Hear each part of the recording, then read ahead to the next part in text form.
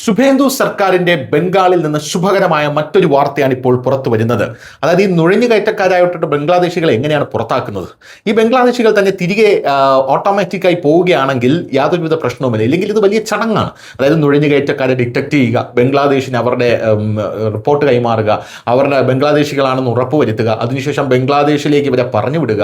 ഇതൊക്കെ വലിയ ചടങ്ങ് പിടിച്ച സംഭവമാണ്. മറിച്ച് ഇവിടെയുള്ള ബംഗ്ലാദേശികൾക്ക് SIR പുറത്താക്കപ്പെട്ട ബംഗ്ലാദേശികൾക്ക് ഞങ്ങൾ യാതൊരുവിധ ആനുകൂല്യങ്ങളും തരില്ല എന്ന് പറഞ്ഞാൽ ഇവർ തനിയെ തിരിച്ച് ബംഗ്ലാദേശിലേക്ക് പോകുന്ന കാഴ്ചയാണ് കാണാൻ സാധിക്കുന്നത്. എന്തായാലും ഇപ്പോൾ SIR നിന്ന് പേരുകൾ ഇല്ലാതാക്കിയതിനു ശേഷം ശുഭേന്ദു സർക്കാരിന്റെ വലിയ നടപടിയാണ് ഇപ്പോൾ വരാൻ പോകുന്നത്.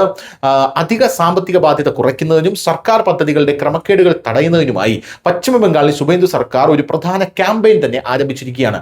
ഭക്ഷ്യ സിവിൽ സപ്ലൈസ് വകുപ്പിന്റെ ഖാദ്യ സാഥി പദ്ധതി പ്രകാരം സൗജന്യവും വില കുറഞ്ഞതുമായിട്ടുള്ള ഭക്ഷ്യധാന്യങ്ങൾ ലഭിക്കുന്ന അയോഗ്യരും വ്യാജവുമായിട്ടുള്ള ഗുണഭോക്താക്കളെ ഇല്ലാതാക്കാൻ സർക്കാർ തീരുമാനിച്ചു.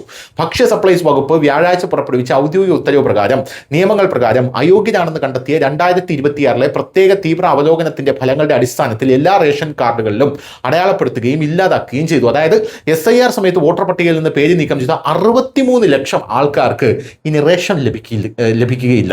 ഇനി കുറഞ്ഞ വിലയ്ക്ക് ഈ ഖാത്തി പദ്ധതി വഴി അരിയും പച്ചക്കറികളും കിട്ടില്ല എന്നുള്ളതാണ് പ്രധാനപ്പെട്ട കാര്യം.